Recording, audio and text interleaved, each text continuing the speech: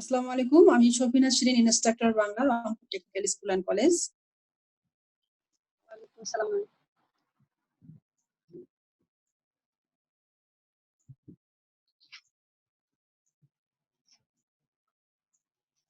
আমরা আজকে ক্লাস করব বিভক্তি নিয়ে।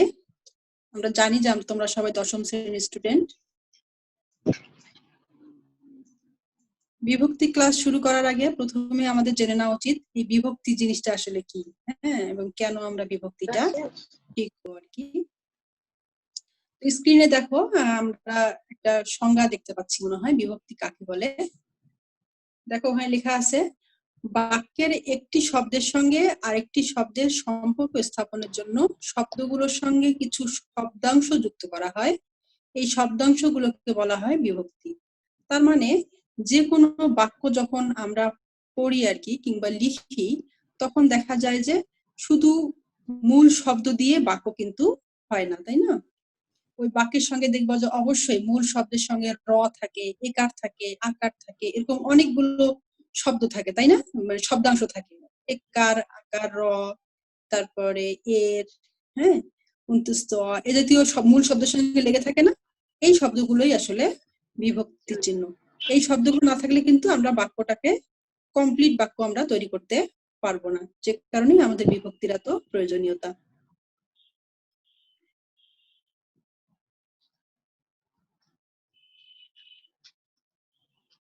আচ্ছা, এবার আমরা দেখে নিই বিভক্তি আমাদের কয় প্রকার। আমাদের প্রচলিত ব্যাকরণ অনুযায়ী আমাদের বিভক্তি হচ্ছে 7 প্রকার আর কি মোটামুটি। তো আমি কিছু বিভক্তি চিহ্ন মনে হয় তোমাদেরকে গত ক্লাসে দিয়ে দিয়েছিলাম, আজকে আবার আরেকটু রিপিট করে নেই। দেখো লেখা আছে শূন্য স্বরেয়। হ্যাঁ, এই শূন্য স্বরেয় এইভাবে আমরা জিনিসটা মনে রাখবো না। আমরা প্রথম বিভক্তি হিসেবে মনে রাখবো স্বরেয় অন্তস্থ, হ্যাঁ, দ্বিতীয় বিভক্তি মনে রাখবো আমরা কে রে, তৃতীয় মনে রাখবো আমরা দ্বারা দিয়ে কর্তৃক, চতুর্থ বিভক্তি মনে রাখবো কে রে, পঞ্চমী হিসেবে মনে রাখবো হইতে থেকে চে, ষষ্ঠী বিভক্তি মনে রাখবো র এর, এবং সপ্তমী এ অন্ত্যেষ্টিয় তয়কারতে আরেকটা আছে এতে, আমি গত ক্লাসে দিয়ে দিয়েছিলাম। আর যেখানে এগুলো কিছুই পাওয়া যাবে না, যেখানে মূল শব্দের সঙ্গে এগুলোর কোনোটাই থাকবে না, সেগুলো আমরা ধরে নেব শূন্য বিভক্তি। আমরা একটু ডিটেইলে যাই। আমরা এর আগে কারক শিখেছিলাম, সে কারকের মধ্যে কিভাবে বিভক্তি চিহ্নগুলো বসে থাকে সেগুলো আমরা একটু পরীক্ষা করি। এবার প্রথম আমরা কি শিখেছিলাম? আমরা কর্তৃকারক প্রথমে শিখেছিলাম, তাই না? আমরা কর্তৃকারকটা একটু দেখি। স্ক্রিনে আমরা কর্তৃকারকের বিভিন্ন বিভক্তির ব্যবহার দেখতে পাচ্ছি। প্রথমে যে উদাহরণটা আমাদের চোখে পড়ছে সেটা দেখো, হামিদ বই পড়ে। দেখা যাচ্ছে, তাই না? হামিদ বই পড়ে। আমরা সাধারণত চিন্তা ভাবনা করবো কোন শব্দটা নিয়ে, যে শব্দটা বোল্ড করা থাকবে, মানে কালো ঘন কালি দিয়ে লেখা থাকবে, কিংবা যে শব্দটা আন্ডারলাইন করা থাকবে। তো ধরে নেওয়া যায় এখানে আন্ডারলাইন করা আছে হামিদ শব্দটার মধ্যে। হ্যাঁ, একটা বাক্যের মধ্যে যদি ভিন্ন ভিন্ন জায়গায় ভিন্ন ভিন্ন শব্দের মধ্যে আন্ডারলাইন থাকে, তাহলে কিন্তু কারক বিভক্তিও চেঞ্জ হয়ে যেতে পারে। তো এই জন্য আমরা সবগুলো শব্দ, বাক্যের সবগুলো শব্দ নিয়ে আমরা চিন্তা ভাবনা করবো না। বিভক্তি নির্ণয় করার সময় যে শব্দটা নিচে আন্ডারলাইন আছে কিংবা যে শব্দটা বোল্ড করা আছে, ওই শব্দটা নিয়ে শুধু আমরা চিন্তা করব। তো আসলে আমরা প্রথম উদাহরণটা দেখি, হামিদ বই পড়ে। আমরা কি বলেছিলাম? প্রথমে ক্রিয়া খুঁজে বের করব। ক্রিয়াকে যদি প্রশ্ন করি, কে বই পড়ে? হামিদ বই পড়ে। কে দিয়ে প্রশ্ন করলে উত্তর পাওয়া গেলে আমরা কি বলেছিলাম? সেটা হবে কর্তৃকারক, তাই না? আচ্ছা, এই হামিদের মধ্যে দেখো, হামিদের সঙ্গে একার, আকার, রসিকার, হ্যাঁ, এ দ্বারা দিয়ে কর্তৃক হইতে থেকে কিচ্ছু নেই। আছে কি হামিদের সঙ্গে? কিচ্ছু নেই। এজন্য আমরা হামিদকে বলবো হামিদ বই পড়ে, এটা হবে কর্তৃকারকে শূন্য বিভক্তি, যেহেতু হামিদের সাথে কিচ্ছু নেই। এখানে প্রথমা বিভক্তি বলা যায়, কিন্তু প্রথমা বিভক্তির চেয়ে শূন্য বিভক্তি বলাটাই বেশি শ্রেয়, যেহেতু এখানে হামিদের সঙ্গে আর কোনো কিছু যুক্ত নেই। তারপর আরেকটু দেখো, সবগুলো উদাহরণ পড়লে অনেক সময় লাগবে, আমরা একটু একটু করে পড়ি। ছেলেরা ফুটবল খেলছে। এখানে দেখো ছেলেরা, আমি প্রথমা বিভক্তির সঙ্গে রা, এরা, গুলি, গণ এভাবে দিয়েছিলাম, মনে আছে তোমাদের গত ক্লাসে? হ্যাঁ, দিয়েছিলাম। হ্যাঁ, রা, এরা, গুলি, গণ এগুলো হচ্ছে বহু বচনে আর কি। তাহলে ছেলে হচ্ছে মূল শব্দ, রা, ছেলের সঙ্গে মূল শব্দের সঙ্গে বাড়তি যে শব্দাংশটা আছে তার নাম হচ্ছে রা। এই রা থাকার কারণে এটা তোমার প্রথমা বিভক্তি হবে। কারা খেলছে? ছেলেরা খেলছে, তার মানে এটা হচ্ছে প্রথমা বিভক্তি। যদি গতদিন কেউ না থাকো, আমি গতদিনের বিভক্তি চিহ্নটা না হয় আরেকবার শেয়ার করি, তোমরা স্ক্রিনশট দিয়ে নাও।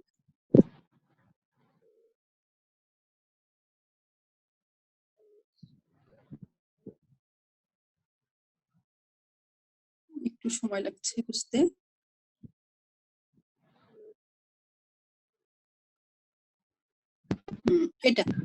এটা তো সবগুলোই আছে। দেখো প্রথমা হিসেবে আমি স্বরেয়, অন্ত্যেষ্টিয়, রা, এরা, গুলি, গণ এগুলো দিয়েছিলাম।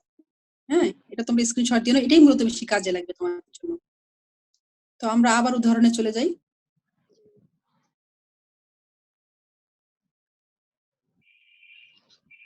আমরা কর্তৃকারক উদাহরণগুলো দেখছিলাম।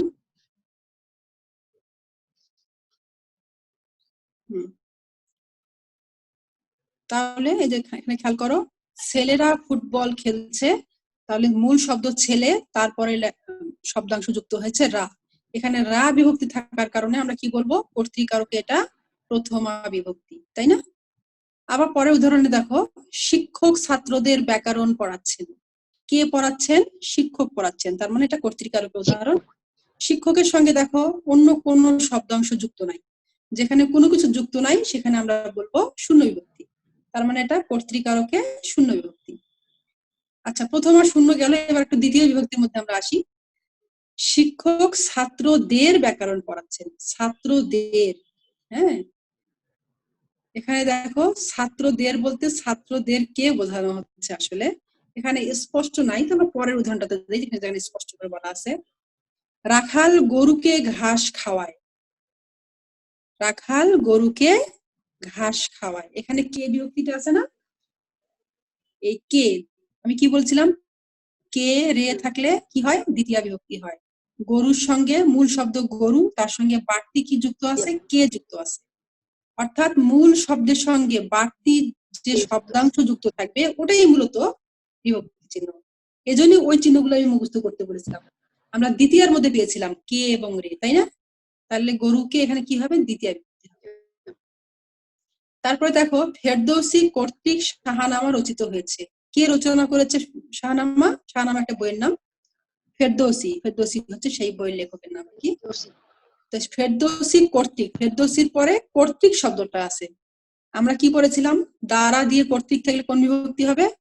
তৃতীয়া বিভক্তি হবে, তার মানে এটা তৃতীয়া বিভক্তির উদাহরণ। আমরা আরেকটা স্লাইডে যাই।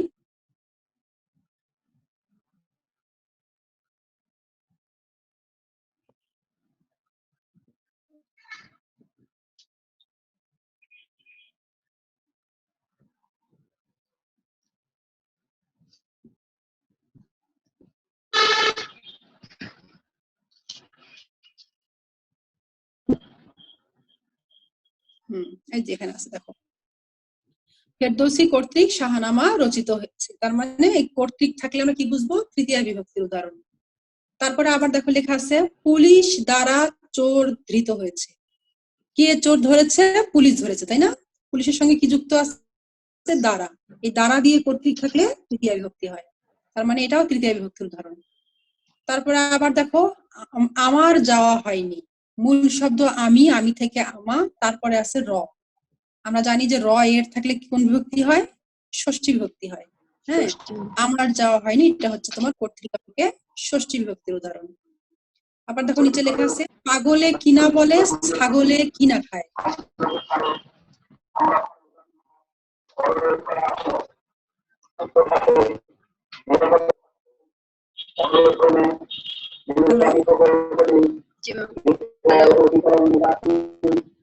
একটা অন্যরকম শব্দ শোনা যাচ্ছে, বুঝতে পারতেছি না, তোমরা কি কেউ কথা বলতে চাচ্ছ?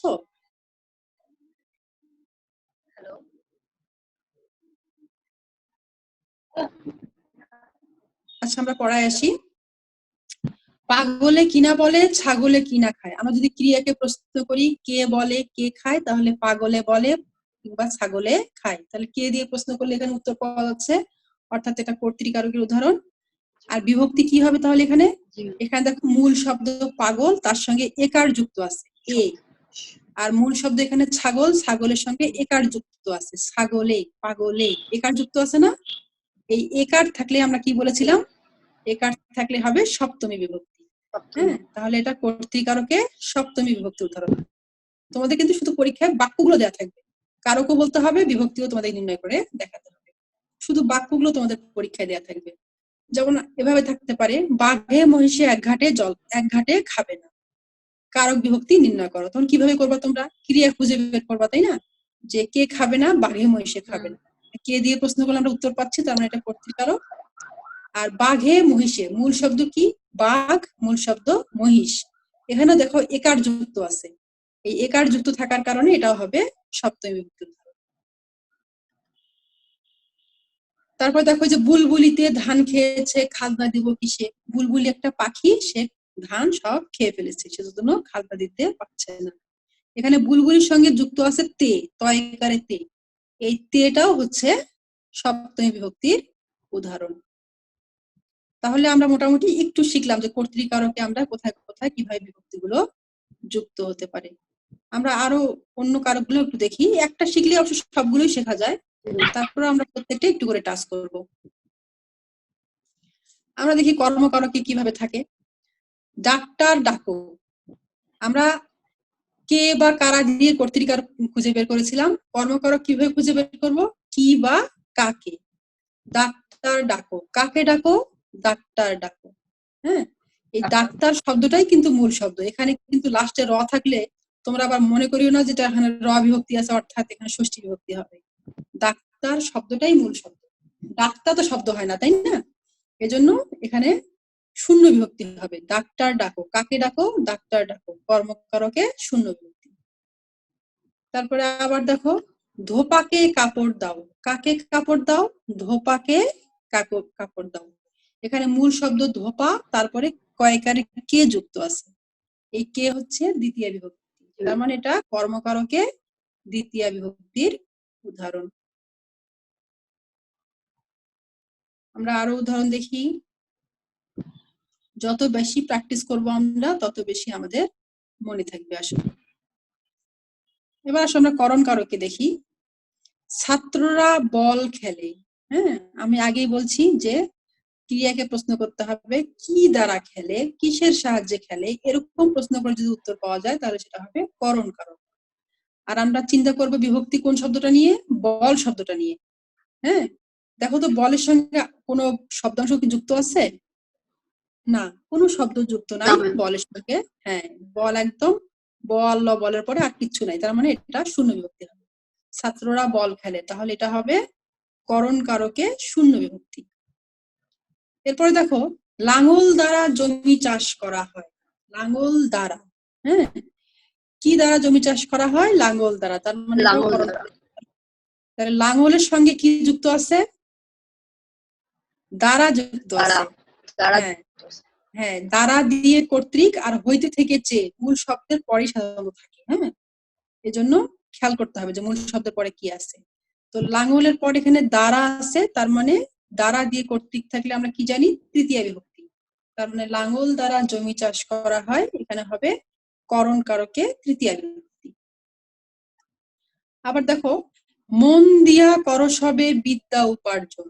মন দিয়া, হ্যাঁ, এখানে মন দিয়া, তাহলে মনের সঙ্গে এখানে দিয়া আছে, আগেই বলছি দ্বারা দিয়ে কর্তৃক থাকলে কি হবে? হ্যাঁ, তৃতীয় বিভক্তি হবে। তার মানে এটাও তৃতীয় বিভক্তির উদাহরণ। হ্যাঁ, তারপরে আমরা আরেকটা চেঞ্জের দিকে যাই। এ সন্তান হতে দেশের মুখ উজ্জ্বল হবে। এ সন্তান হতে, হ্যাঁ, এখানে দেখো সন্তানের পর হতে আছে, হতে, হইতে, থেকে, চেয়ে। হ্যাঁ, এটা থাকলে কি হয়? পঞ্চমী বিভক্তি। তার মানে এখানে করণ কারকে পঞ্চমী বিভক্তি হবে এটা। তারপরে এবার দেখো, কাচের জিনিস সহজে ভাঙে। কাচের মূল শব্দ কাচ, তারপরে এর আছে, হ্যাঁ এর আছে, র এর, এ আর র আছে, কাচের। এর র থাকলেও ষষ্ঠী বিভক্তি হয়, এর থাকলেও ষষ্ঠী বিভক্তি হয়। হ্যাঁ, এখানে তাহলে আমরা বলবো যে করণ কারকে এটা ষষ্ঠী বিভক্তি। ফুলে ফুলে ঘর ভরেছে। হ্যাঁ, ফুলে ফুলে ঘর ভরেছে।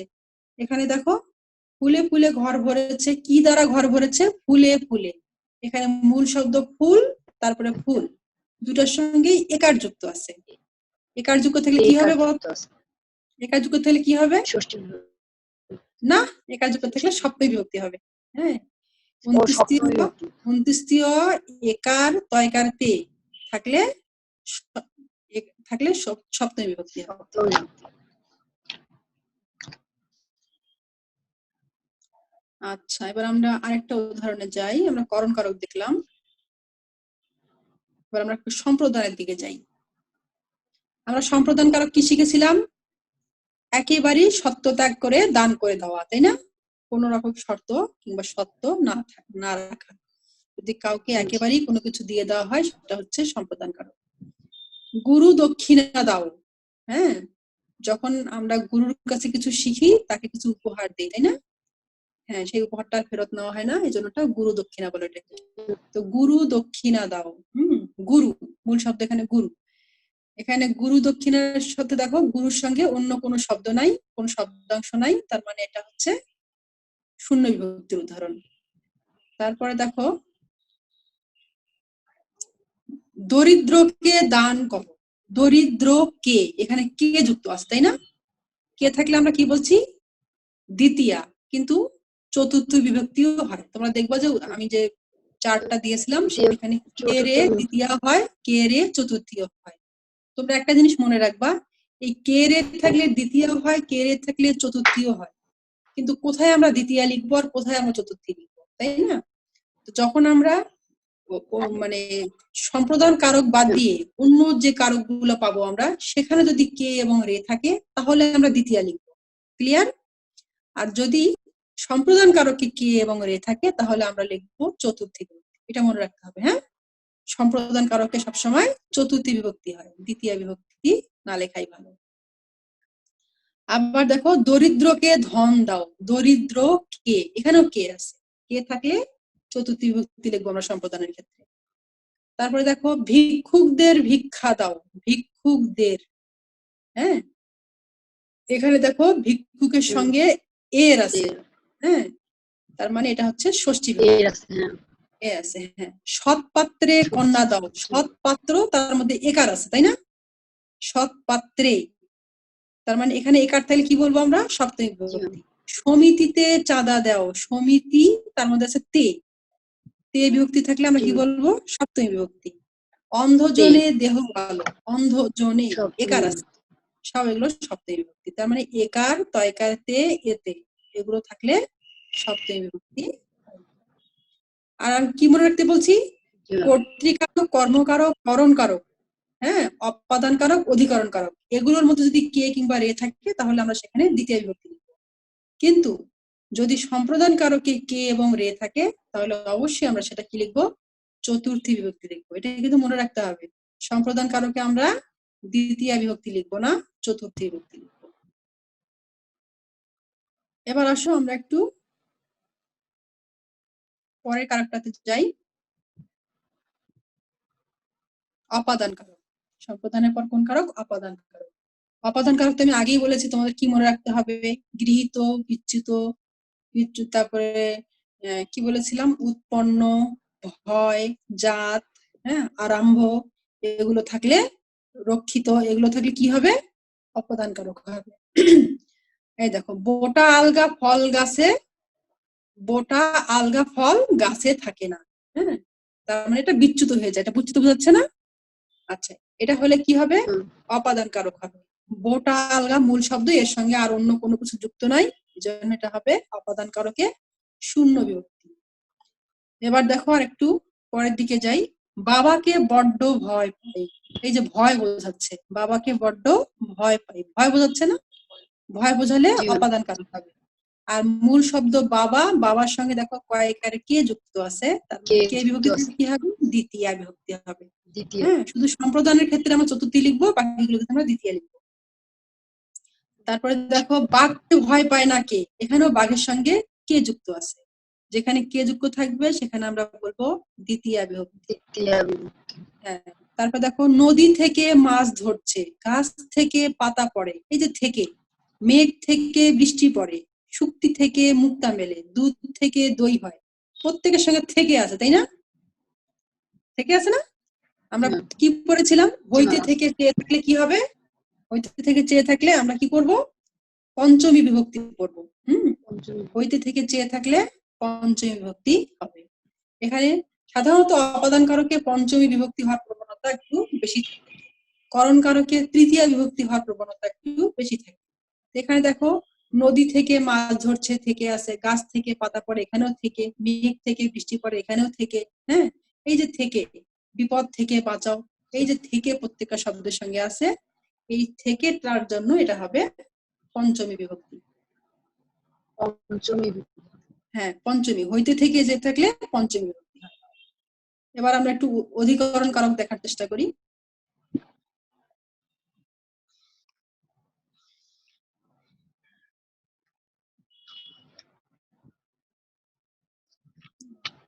সরি, আমি আবার অপাদানে ক্লিক করেছি। আমরা দেখি অধিকরণে কি বলা আছে।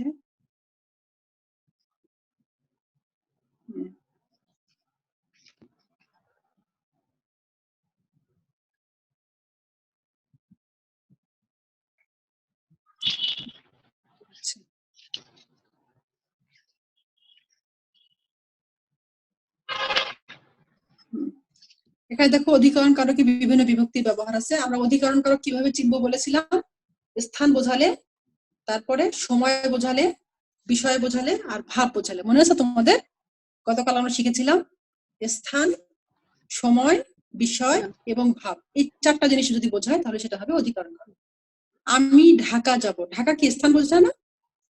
হ্যাঁ, তার মানে এটা অধিকরণ কারক। ঢাকার সঙ্গে দেখো মূল শব্দ ঢাকা, এর সঙ্গে আর অন্য কোনো কিছু যুক্ত নেই, অন্য কোনো শব্দাংশ যুক্ত নাই, তার মানে এটা কি হবে? অধিকরণ কারকে শূন্য বিভক্তি।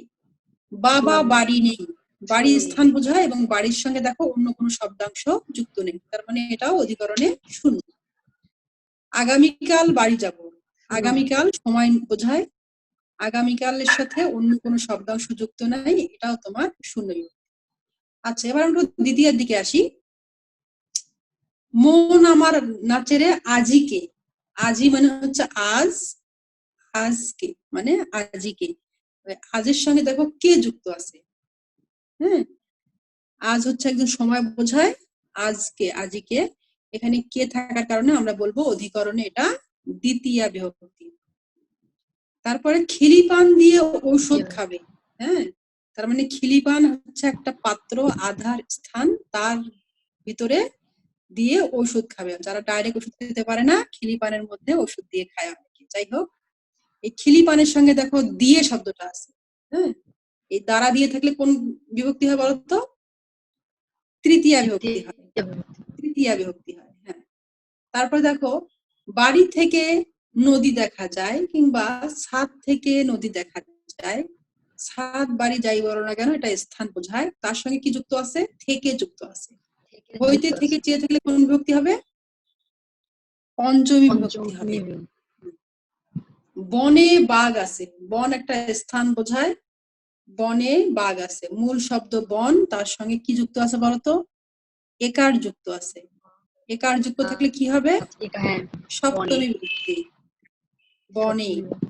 তারপরে দেখো একটা বিষয়ের উদাহরণ আছে, ছেলেটি অঙ্কে কাঁচা, অঙ্কে মূল শব্দ অঙ্ক, তার সঙ্গে আছে একার, একার থাকলে কি হবে?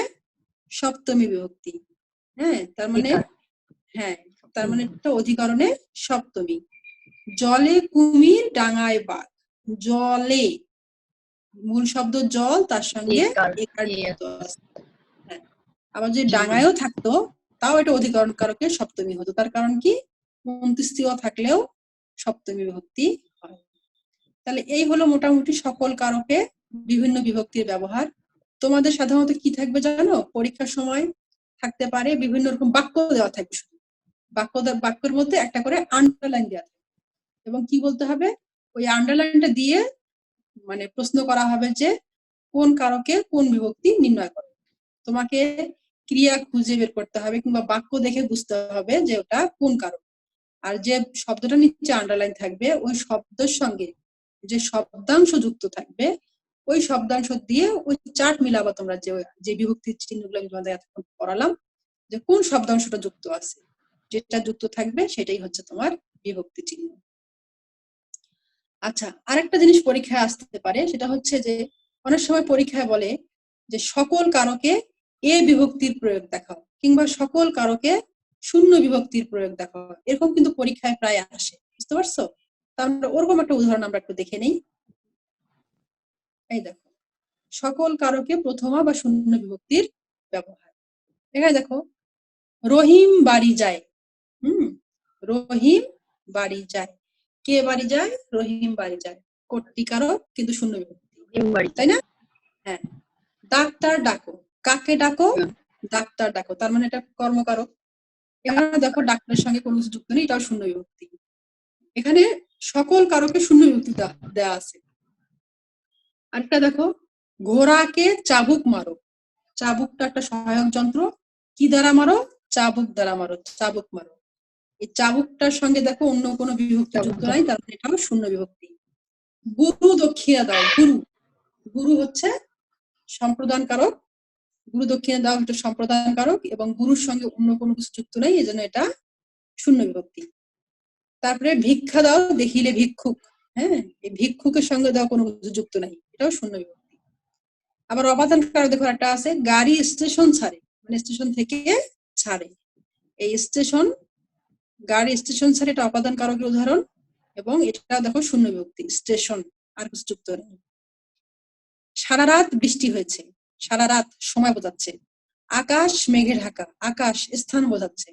এখানে সারা রাত এবং আকাশ কোনোটাই সঙ্গে দেখো কোনো শব্দাংশ যুক্ত নাই।